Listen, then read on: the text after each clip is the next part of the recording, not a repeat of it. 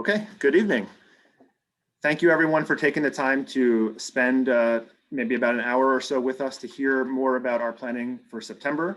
I appreciate everyone who registered ahead of time and submitted questions through our form. We've preloaded those questions into the presentation. There were some questions submitted in the last hour or two via email. Many of them were already in the presentation, maybe not in the exact same wording, but if we don't get to your question, there will be time after we do all the preloaded questions for live questions for people to open up their mics and jump in and ask a question as well. And this meeting is being recorded so that it can be shared with the community in next Thursday's community briefing with anybody who couldn't be here tonight. Just a couple quick opening comments from me, and then we will turn it over to our subcommittee chairs, and Mr. Villar will answer a couple questions from the middle school perspective. We'll go to live questions and we'll answer those as well, and then some closing comments. That's kind of the approach to the meeting tonight. We're not going to go through the presentation that we made to the Board of Education last week, and that's been shared with the community. So, but I did just want to highlight that the expectation for September is that we're returning all of our students, 100% of our students and our staff members to the traditional school schedule. That's the traditional school hours, 5 days a week. And if you didn't watch the presentation presented to the board, it's relatively brief. I think it's 12 or 13 minutes or so. You can find it on the district website. You can see all the board meeting recordings there, and it starts at the 29-minute mark of the May 24th board meeting. So again, I'm not going to go through those slides again tonight. I do have them available, so if there's a question about something in the presentation, we can bring it up and talk about it, but we're not meaning for this to be a rehash of that. It's meant to be an expansion on the questions that people have about where things are.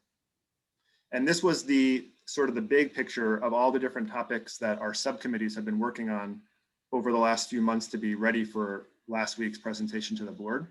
So you can see that many of the topics you might be interested on show up on this list somewhere, but these are also the subcommittees that we've been working with, I don't know, since probably last April or May or so when we first created our return to school committees. I'm just going to leave it here on the screen for a second so people can scroll through.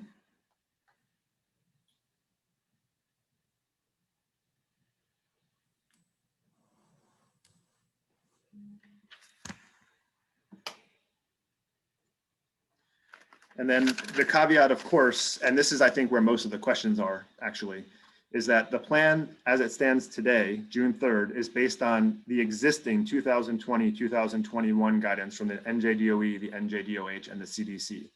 We do anticipate that we're getting new guidance. We're reading tea leaves here, so your frustrations are our frustrations about conflicting guidance or lack of clear guidance.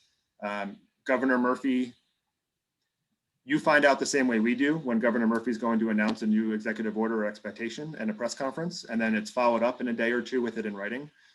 He has said both kids will have to wear masks next year and kids won't have to wear masks next year. He has said there should be a distance option or there shouldn't be a distance option. So we're doing our best to interpret that for you. We share the frustrations of unclear information when that comes out. The Department of Health and the Department of Education have said that they will be issuing guidance for next school year. They've suggested it would be by the end of June, which is about when the guidance came out for this school year. So that sounds about right.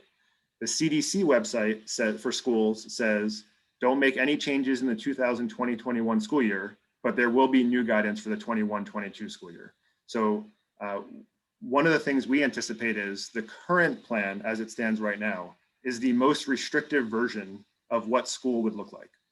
That as far as mask mandates and all that, we have to assume, based on the way everything else is reopening, that that will be true in the updated guidance that we are issued for schools. That's an assumption, it's not a fact, but that's what we're anticipating. And of course, we will update the plan when we get new guidance. So jumping in, I'm gonna take the governance questions and then hand it over to some other people on the call for the other sections. So one of the questions we've received from a couple of people is, will vaccines be mandated? This question has been asked for both staff members and students. There's no plan to require vaccines. We're not requiring them of our staff right now. The only change to that I could anticipate would be if the state passed legislation that required vaccines. We all know there are vaccines that kids are required to have to go to public school in New Jersey. That does not appear to be on the agenda at the state level, and so it wouldn't be on our agenda either. And again, we're not requiring vaccines from our staff either, even now when they're eligible for it. will vaccinated students get additional privileges or reduced restrictions? So this question came in a couple of different ways. There were some specific examples people shared. On the student side, we have to be really careful that we don't out personal medical information about an individual student that's protected. So we can't, I know, like, if you're a Yankee fan, Yankee Stadium has vaccinated sections. We can't do that in a school, in a public school. So there would not be, vaccinated students can sit on these lunch tables, and that would not happen.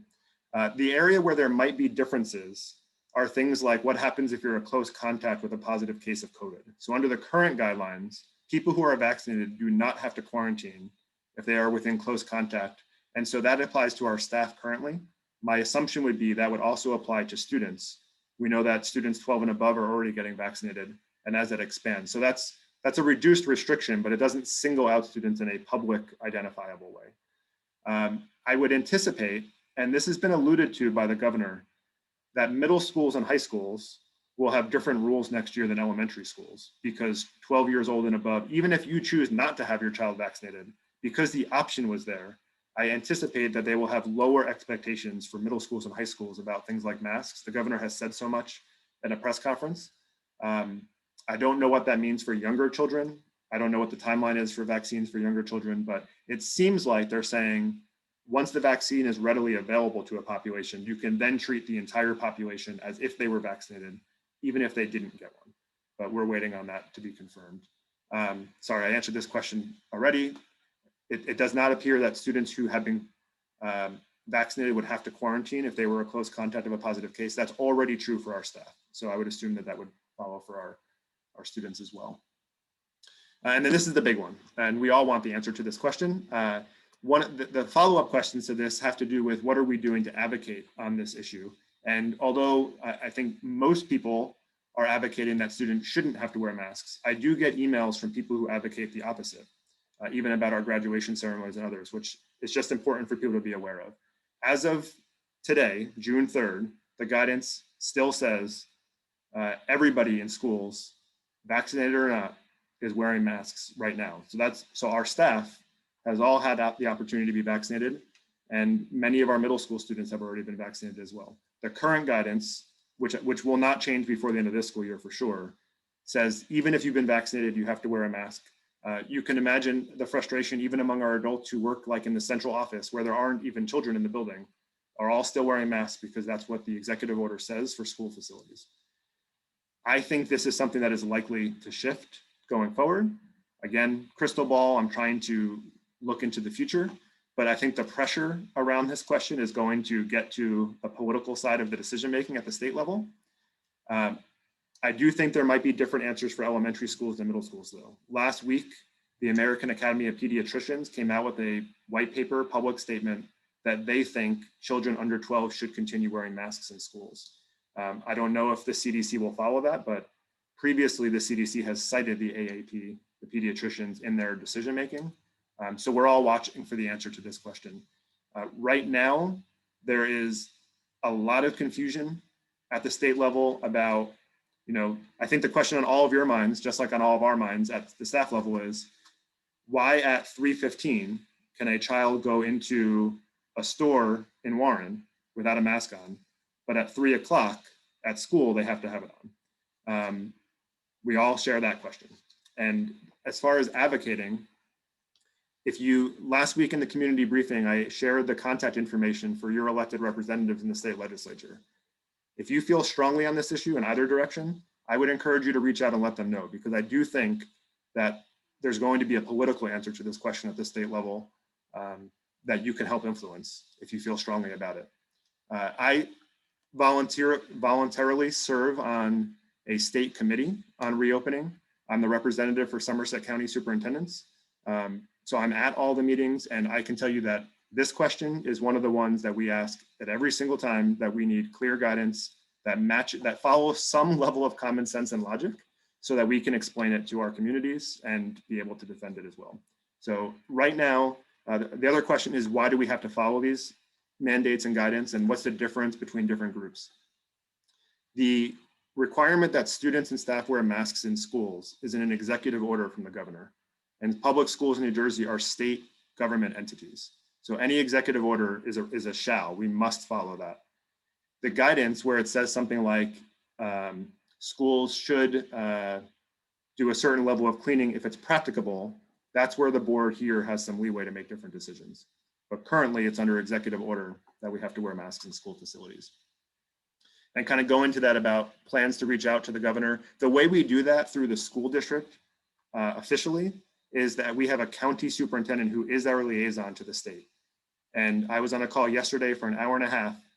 This was the only topic we were asking them to bring this feedback back to the state.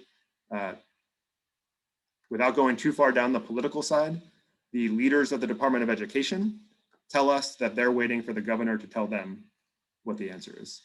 It's not a great answer, but that's the answer that we're getting right now in the process. What will be your contingency plan? When will you present your contingency plan? Should there be a spike in COVID cases or teachers refuse to return to work for a full day with lunch? Let me address those two things separately. They're two very different issues. So the concern about a spike in cases is a real one. Yesterday, I was on a call with all of our township leaders, which I'm on every other Tuesday, sorry, it was Tuesday, every other Tuesday morning. Kevin Sumner, who's the Warren Township Health Official, I'm gonna get his exact sentence for you. What he wanted the community to understand is that the pandemic is not over. New Jersey is in a good place, but it's not over. March to June 2020, a year ago, had a remarkably similar curve. Potentially means that the outdoors and increased ventilation is part of it, not just the vaccines. So the public health officials are concerned that there could be a spike in the fall. Of course, they're hoping that the vaccines will mitigate that. We will have a backup plan in case there was guidance that said if things went back to red, we had to do something, but it would not be full closure, anything along those lines. It would be more like, what do we do to maximize spacing? How do we bring back those kinds of mitigation factors? We can't really plan that until the state tells us what the expectations are. Right now, we were operating under our current model all the way back when it was orange still. So we know that we're close. And the decisions we've made about staffing for next year, this kind of starts to flow into the second question. We are on track to be not only fully staffed, but we've actually added sections at certain elementary school grade levels so that we have smaller class sizes next year to allow us to have more spacing should that event become a reality, without cutting out basic skills and gifted and talented and all the things we had to do this year to make that happen. I do not have any reason to believe that we are going to have teachers refusing to return to work. They've known our September plan now for 3 or 4 weeks. There are no concerns being raised about our plan to come back to full days with lunches. Our teachers have been on board with our planning each step of the way. So I know you hear things about other communities, you hear things about NJA. That is not the experience in Warren. That's not the experience with our staff. So I'm not concerned about teachers refusing to come to work in the fall, even with lunch being served.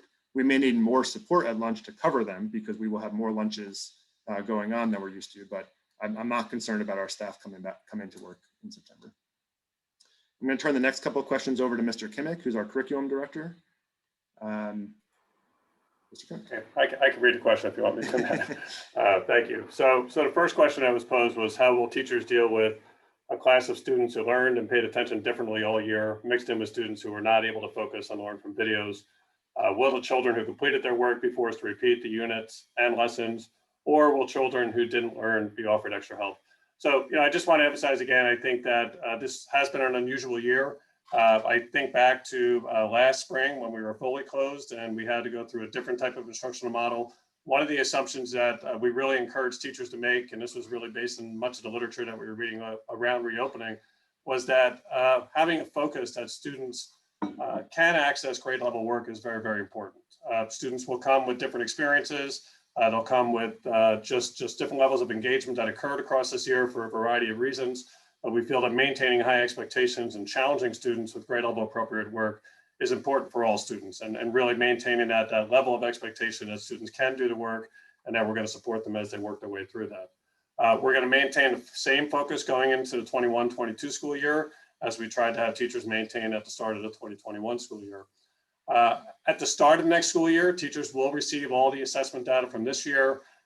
We'll have a better capacity to conduct different types of assessments at the onset of the school year too. What some of the community has kind of pointed out in the strategic planning sessions and teachers have pointed out is some of those assessments that are more one-to-one were very difficult to do this year with the environments that we had. We will reintroduce those assessments so it gives a a broader picture of students, not just one set of data, but other information that will help inform the planning that will be needed for the variety of needs of students within classes. Students will not repeat units of instruction. It's not the intent to say that we're going to pull a unit from 5th grade and make students do that in their 6th grade placement. That's not what the goal of the instruction will be.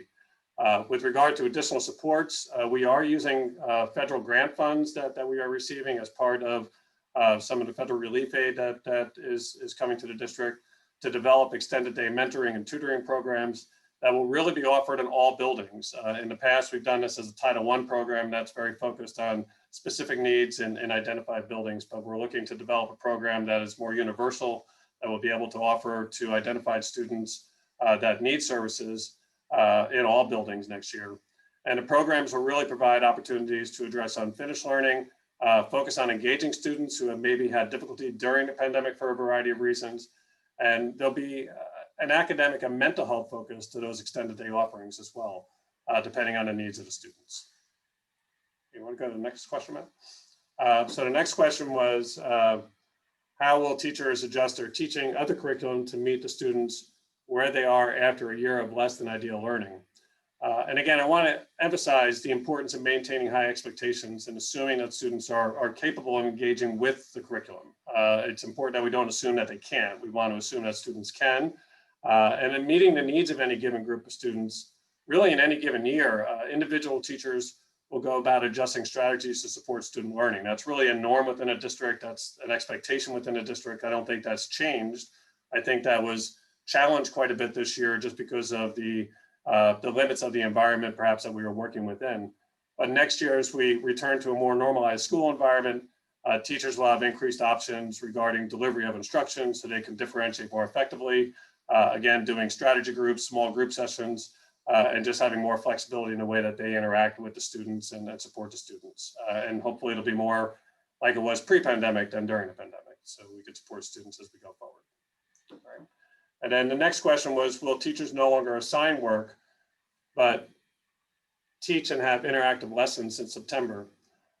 So again, with that return to an emphasis on full in-person learning, our default operation next year will be full in-person learning. This year, again, we were kind of between models of needing to kind of work in a hybrid or the distance learning environment and the in-person environment at different points during the year.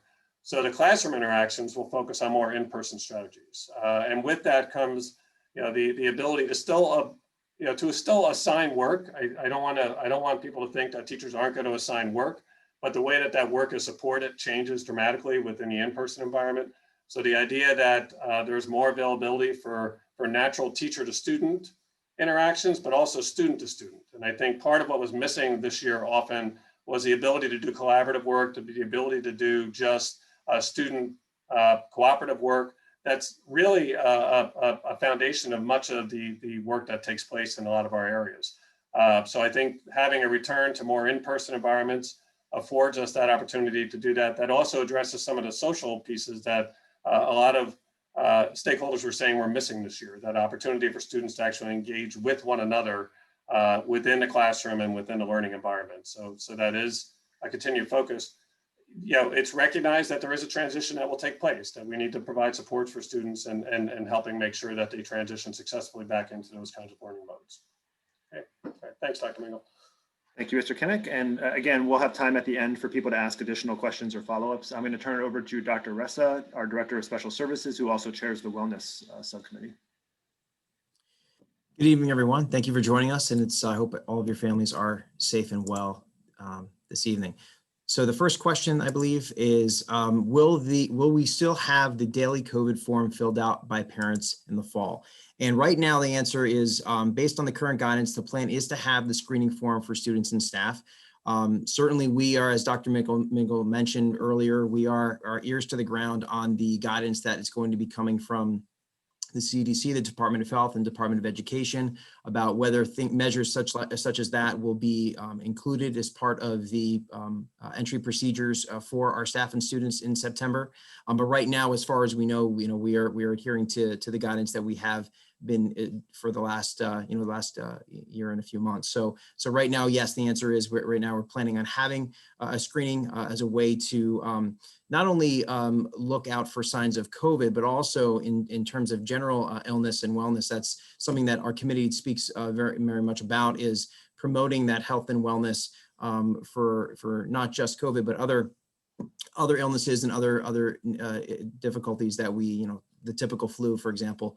So we are taking this, one day at a time, but we are, planning to have that in the fall. And if something were to change from the guidance that we receive, then we certainly will, pivot at that point in time.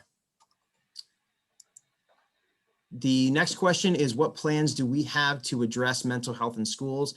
This is something that is very much a topic that not only that we discuss in our wellness committees and with our school counselors, with our other support staff, our principals, our entire leadership team. It really is making a focus to discuss this topic, and it is a strategic plan goal of our district to address the area of mental health.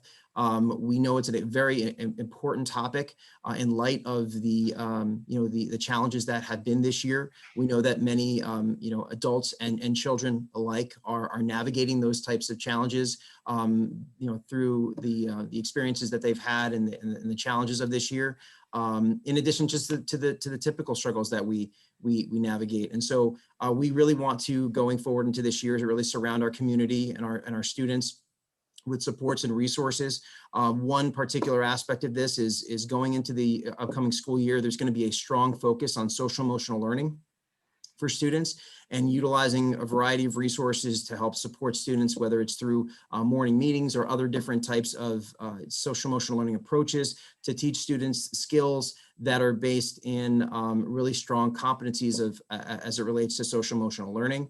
And also when it comes to areas of mental health and providing the resources and the support, certainly we would make sure that we seek to partner with not only the existing staff and personnel that we have to support our students, but also, if necessary, looking at outside resources as well. As Mr. Kimmick mentioned, much of the funds that we have has been earmarked for looking at ways to support students through mental health, not only going through this summer into the fall. So it's not only a priority for all of us in our daily work with our students, but also it's a priority of our district to make sure that, again, from a strategic plan perspective, as well as the fiscal perspective, we want to make sure that we invest in this aspect of education now more than ever, because we know that the nature of the challenges that we've navigated this year require us to do that, and it's certainly our obligation and our goal to do so. Then I'll turn it over to Mrs. Lenhart, our school business administrator, who is also the chair of the operations subcommittee. Reading the question, please discuss in more detail what the free lunch is all about: menu, ingredients, flexibility in choosing and bringing your own lunch. The answer to this is really threefold. The first is that yes, participation is clearly a choice and people can choose to bring their lunch from home. The second is that the menu and ingredients are as dictated by the nutritional guidelines of the National School Lunch Program. It gets involved in 5 meal components. It's rather complicated. I can provide the information if you really care. Please just email me. And the last is, I want to make sure that everyone understands that whether we'll be able to provide this option for our population is dependent on whether we get valid proposals, which are due on June 15th. It's possible that we won't even have anybody submitting a proposal. Thank you.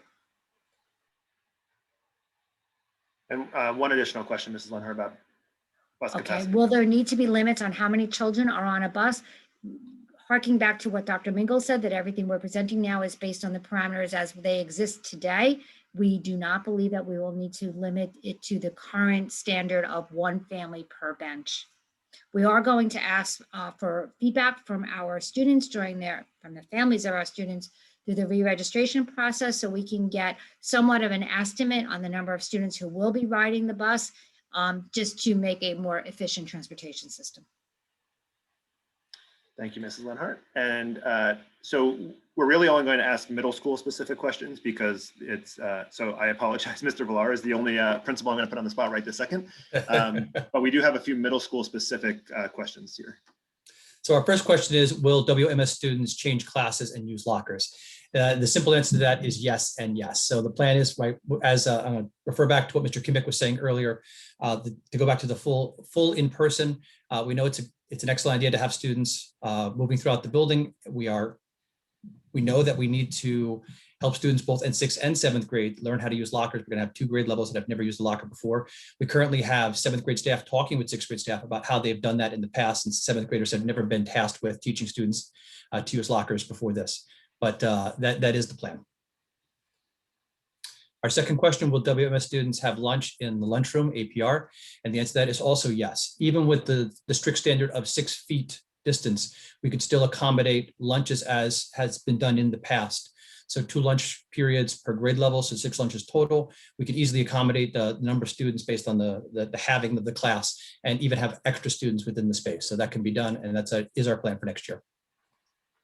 And our last question is quite a doozy. It's a long one. WMS teachers are not using Google Apps, example Google Classroom, consistently. This causes a lot of drama between parents and students, and between students and teachers, as work is not graded, listed, or tracked consistently. It's impossible for parents to see the work their kids are submitting, and therefore impossible to help when kids need it. Is there any thought given to either require teachers use the tools properly, educating those who need it, or going back to written work, tests, and quizzes? Again, as we return to full in-person learning, the expectation is going to be on increased options and to a normal classroom environment. We had many staff, right? We needed to move to Google Classroom at a necessity when we moved to virtual learning last year, and it has become the standard this year, as we still have many students who are full virtual from us. Once we have all the students back, staff will be able to return to a normal process. There will be a stress on written work, getting away from the computer, because we know that's good for their social emotional needs, as well as just what was normally their classroom practice. That has been happening. We have a lot of different tools that we use that are available to staff. Google Classroom will become one of those tools again next year, as opposed to being the required method by which we track all work. Prior to moving to the hybrid learning, Genesis was and will be again our primary portal for tracking grades. For parents will be able to go into Gradebook and see the daily progress of their students.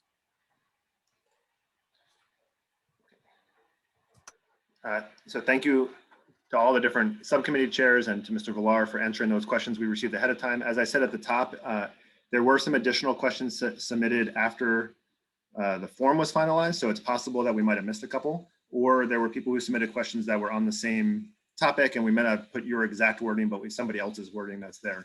But we now have time to open it up. So if people have additional questions or follow-ups, all you need to do is unmute your mic and you can ask the question and we'll refer to the right person. And if we can't answer it tonight, we'll follow up in a future communication or in an FAQ when we put it together for next school year.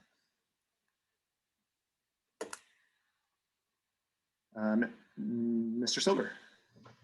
Hi, Adam Silver, 35 Quail Run. You don't have to do all that tonight. So you can just jump in.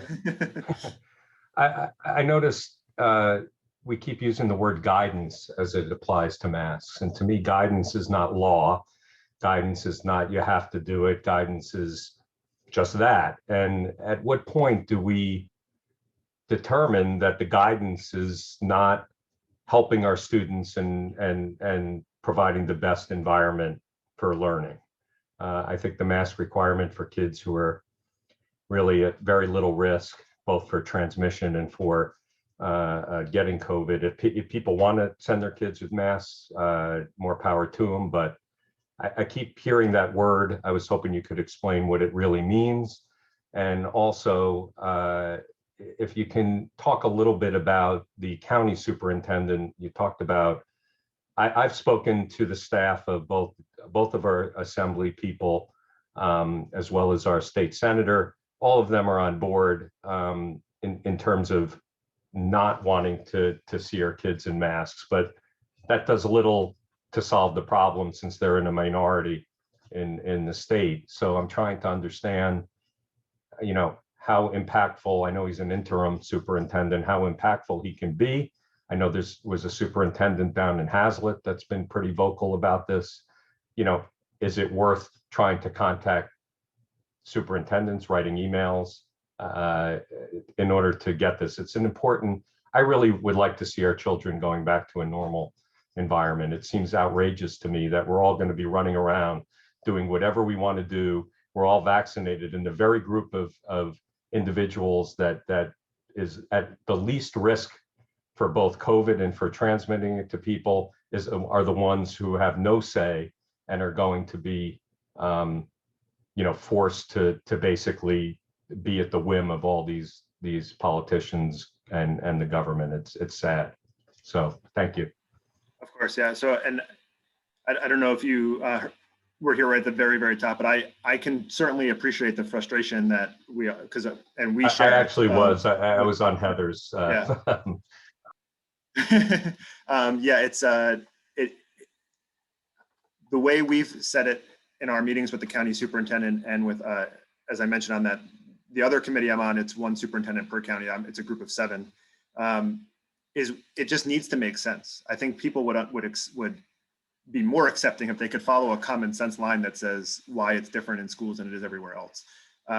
The difference, the first part of your question, the difference about guidelines versus law on the mask topic specifically comes down to the mask requirement was an executive order by the governor last August that applies to schools. And in last week's executive orders, excuse me if it was the week before, but the ones that went into effect where everything essentially went away as far as masks go, he specifically called out schools as a place where it does not apply. So it says, paragraph 1 of the executive order says you don't have to wear masks essentially anywhere the public gathers. And then paragraph 2 says, except schools, daycare centers, hospitals, the list is on there. So the difference for us is if it's in an EO, as state employees, we are required to enforce it. If it's in guidelines that comes out of the Department of Education where they say students must wear masks if practical, then the board can say, okay, we've decided that we're not following that piece because that's just guidance. Originally, last June, when they issued the original guidelines, the masks were actually an optional local discretion. And then they changed it in the summer and made it required. I don't have a crystal ball. However, I do think this is an issue you're going to see them move on because of all the reasons. I would hope so. Thank you. The other piece about the county, as far as, advocacy and all of that, I understand what you're saying about the interim title for the county superintendent. I would share that our county superintendent is very practical. Although it's interim, it's been interim since Chris Christie was governor. That's just the title they use for some kind of pension reason. I don't really know all of it. Our county superintendent is very influential. He is one of the people on the executive, I don't know what they call it, but there's some kind of committee that gives feedback to the commissioner. And our county superintendents, I think, have a good relationship with him to express these things. So, and what you're expressing is not unique to Warren. This is the conversation in every community right now. Thank you. Yeah, you're welcome. Mrs. Hackett. Hi, I just had a follow-up question for Mr. Villar. Oh, hi, Mr. Villar. So next year, I'm very excited to hear about the kids switching classes. Will the kids be grouped similar to the way they were like the beginning of last year, or are the kids going to be with like the same, say 15 kids moving from classroom to classroom, or are they going to be mixed up as they were kind of prior to all this? So the way students were grouped this year is we were required to put students in a cohort so that if we needed to do contract tracing, we could accomplish that. Next year, they'll be teamed. So half the grade level will be together for the core classes, but students will be a mixed bag in their encore classes. So physical education, the psycho class, they'll be mixed and matched. Plus, if they choose, elect to do band or short chorus, right? That's members of both teams mixing there as well. But even amongst the core classes, so there'll be 5 sections. The group of students that you're sitting in math class with might be different than who you see in science, right? You'll see a different set. So, right, with the incoming 6th grade class, there's 176 of them, right? So, you have a broader group of kids to mix and match. And another factor that drove our placement this year was the need when we created cohorts to make sure that students received in 7th and 8th grade the math level that they needed to, because this is where we differentiate. Math is off team next year. So even if you're on blue team or white team in 7th and 8th grade, right, you have a very specific math, and then you might, right, for science, for social studies, be somewhere different than that. Great. Okay, thank you. And that kind of speaks to something I probably should have said at the top, which is we started from the premise of getting as close to what it was pre-pandemic as we could in all of these areas within whatever the guidelines are. Of course, as I said at the beginning, I'm just going to reiterate it. We assume that the current plan is the most restrictive version and that the state will loosen some of the guidelines based on what we're hearing. And then we can adjust to that as it comes.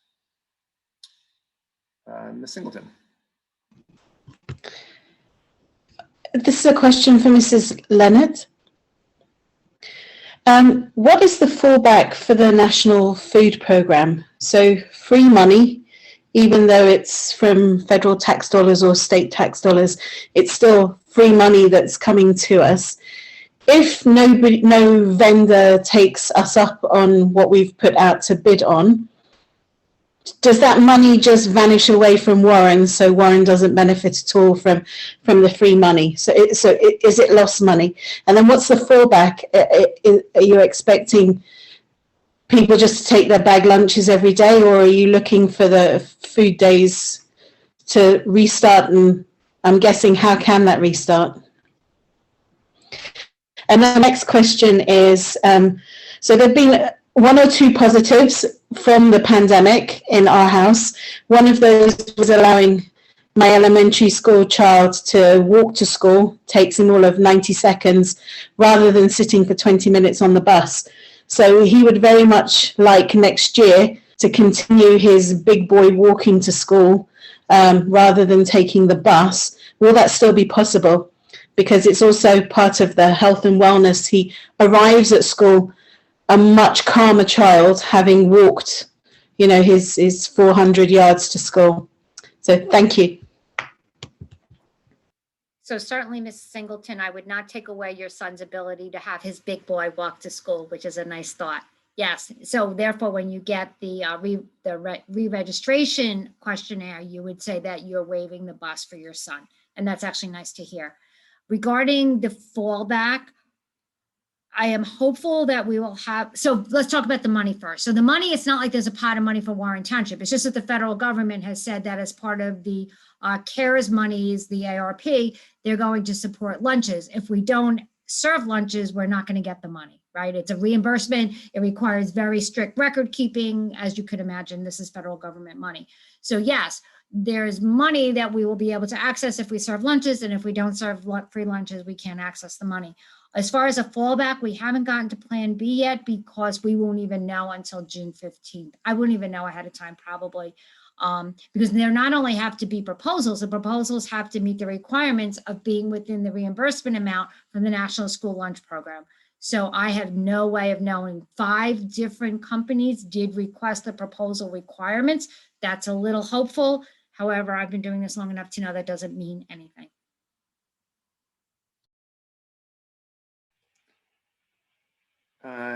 Mrs. No?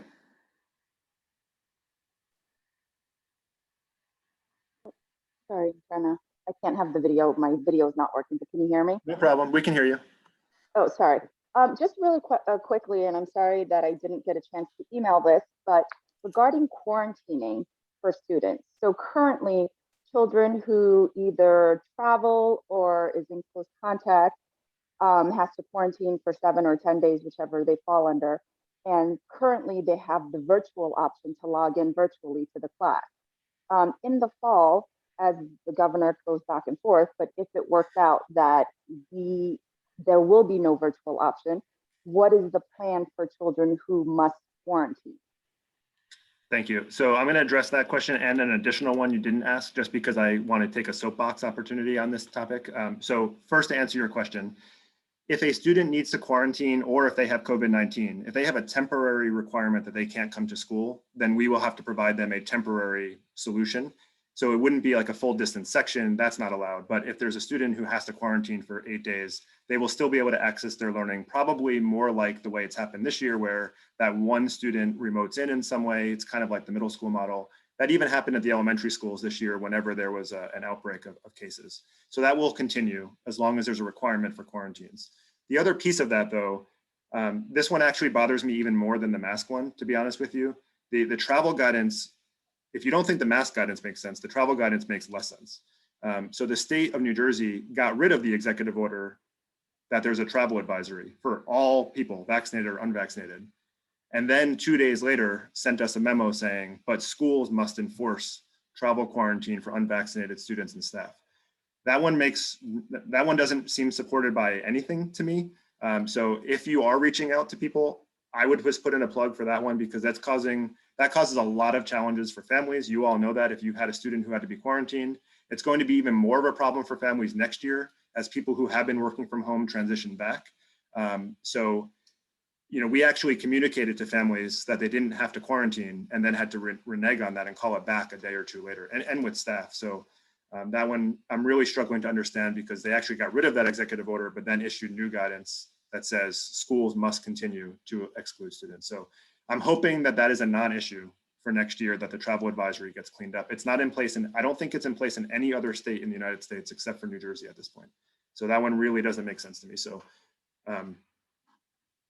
that's my soapbox on that. But if you are required to quarantine, or if you're a close contact of a positive case or a positive case, it is our obligation to provide access. Carol Joya?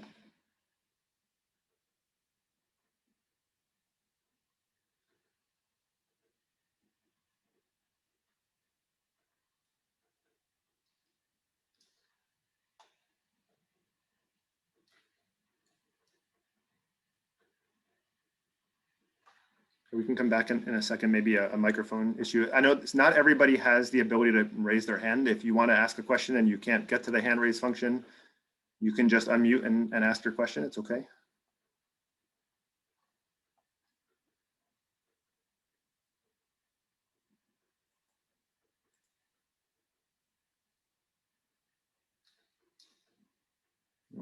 All right, sorry guys, it's Adam. Oh, there you go. Thank Sorry you. about Go that. ahead, I'm Mr. using Goy. my phone. All the iPads are down. Hey, No just problem. real quick. So I know this is a very fluid situation. A lot of things change. We got some snippets of some plans coming up. I'm just curious if we can maybe go in a little deeper on, exactly how many plans do we have, right? There's different scenarios that we can run into: full return, hybrid, stay at home. And I know you guys are getting directions and orders, and we got to react to that. But I'm just wondering, do we have just one plan, or are there different plans for different scenarios? So rather than being reactive, we're just a little bit more ahead of the curve here. I'd be interested to know that, what plans we have in place, and if there's going to be more plans added. Yes, thank you. So there will definitely be a secondary plan of what do we have to do if there's, really it's the red plan, I would say. So under the current Department of Health guidelines, we believe that we can make this work in green, yellow, and orange based on the resources we'll have in place for next year. As I mentioned, we've added staff for next year. The hiring is going well. We've been already approving the additional staff for next year, so that under the 3 lowest levels, if you will, we can make it work. The way it looks, though, will vary. So for example, across the state, lunches will drive most decision-making that's going on, because under the current guidelines, even though we can go below 6 feet in classrooms, we can't when kids are eating lunch. So the guidelines say at lunch, they have to be 6 feet apart, which means our lunchroom capacities are defined by how many kids can you fit at 6 feet apart. And in some schools, you might have seen this in the last presentation, that's going to mean that students have to eat in locations beyond the APR. Mr. Villar shared that at the middle school, so our classes keep getting smaller at the middle school as the older grades are graduating out to the high school, which means we can get more people, we can meet more of the percentage of the class. So that's good news. But at some of the elementary schools, we will have to add additional lunch periods, or have some students eating in secondary locations like a classroom or a gym, for example. If the guidelines say we can be at 3 feet instead of 6 feet in cafeterias, that's going to dramatically improve our ability to meet the needs of our students at lunch and recess next year, and will make everything else easier, because we won't have to block off other spaces in the schools for other things. So I would say that in some ways right now is plan B, because the cafeteria situation should get better. I'm optimistic that the guidelines for cafeterias will be better when they come out than they are right now, which means this would be probably a fallback in the future, which is why we haven't announced what a secondary or a third plan might be. If something crazy comes out of the state, which I really don't expect it to, crazier than what it is right now, then we'll have to come up with other fallbacks. The question around red, right now, the state guidelines say under red, you're supposed to close schools. I can't imagine any political reality in September that says that a state government or the federal government is going to recommend that schools close, even if there is a COVID resurgence. They might say we have to do something like have a backup plan for more distance learning, but I don't think they're going to suggest that we would just close. So as soon as we get that information, we'll be able to say what our red plan is, if you will. But we don't want to do a month's worth of planning for something that is probably not going to be the reality of the new guidelines. That's why we're focusing on this model. But we will definitely announce that. And I'm going to share it right now real quick in case that leads to more questions. Our communications plan for the summer, so that you know when that information will come out and how you'll receive it and how you can give feedback. So there are Board of Education meetings once a month throughout the summer. So we have one on June 21st, then July 19th and August 23rd. At each of those meetings, you can expect an update on our planning. The July and August meetings will be in person at the middle school. So there will be updates, and of course that information will be available after the meeting as well for people to give feedback. In addition, what is currently a weekly email will go to twice a month in the summer. So there will be a community briefing the next 2 Thursdays, then schools, the last day of school is the 17th.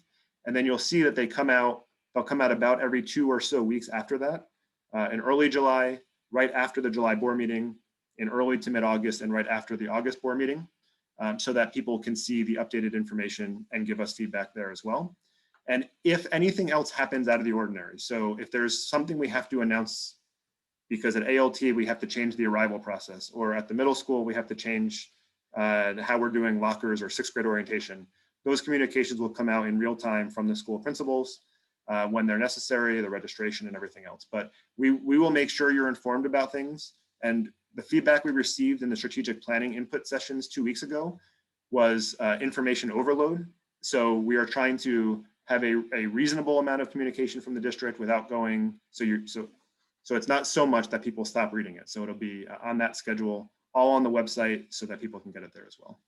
And it looks like that might have triggered some questions. So let me stop sharing there. And Ms. Singleton. It did trigger questions, and I'm not sure if they're related at all. But next year,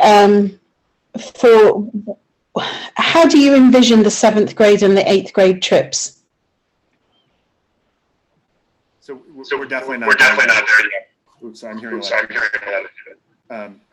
That's not a topic that's been addressed yet, but we'll definitely address it through the middle school. Okay.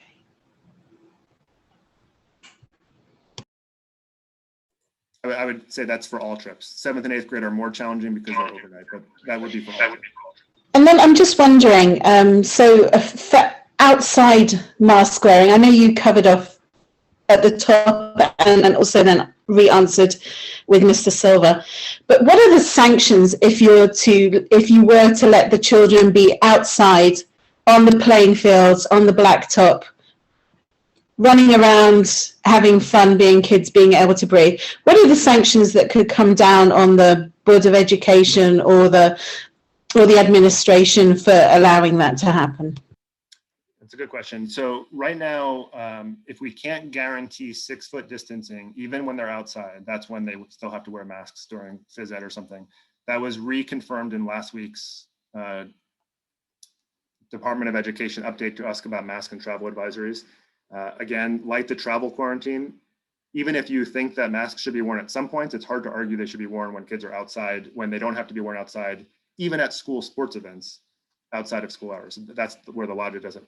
As far as sanctions go, the one I know of is we are required to submit a document on June 24th that promises that we will follow whatever guidelines there are in the CDC and Department of Health in order to get our share of the federal COVID relief money. So that is a $375,000 grant that will come to the district. And in order to get it, we have to pass a board resolution and submit it saying we will follow those guidelines. I can't answer your question about like what would they actually do, but they are telling us that in order to get the money, we have to promise not to break those guidelines. And they're asking you to promise in advance without knowing what the guidelines are. That's very fair. That is 100% accurate, and that's exactly our complaint. How can we promise to do something that we don't even know what it is that we're promising for?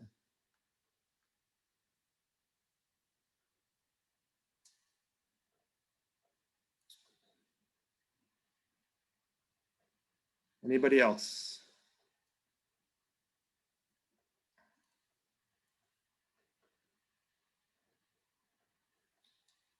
So in closing, I want to thank the members of the district leadership team who came out to be here to answer questions or even just to participate. I want to thank, at the height, we were somewhere around 105 to 110 people, which is great. The recording of this meeting will be posted to the district website and shared out in next week's community email. If you think of additional questions, the district COVID email address is still live, covid19@warrentyboe.org. That's on the bottom of every community briefing, or you can email me directly and we'll get it into the hopper for, we need to update the FAQ once we have the new guidelines to make sure that next year's information is clear. So we do try to get back to people with that information as soon as we have answers. You can always reach out to us with that. And of course, if you have an individual concern about your child, especially if you have a concern about your child's being able to return to school next year if they're currently in distance learning, please reach out to the teacher and then go through the chain of command. If they have an IEP, the case manager is a really good resource to help with those things, because there are 1,500 plus students and there are individual situations that are different than the general population. And so we want to be able to help you get answers to those questions. And if we don't know the answers, we want to at least have them on a list so that we get the answers in time for September. So don't hesitate to reach out to us with that. Again, thank you for making time tonight to be here. Hopefully we answered some questions you had, and the things that we don't know the answer to, at least you know why. And we'll follow up as soon as we have more information. So thank you and have a great night.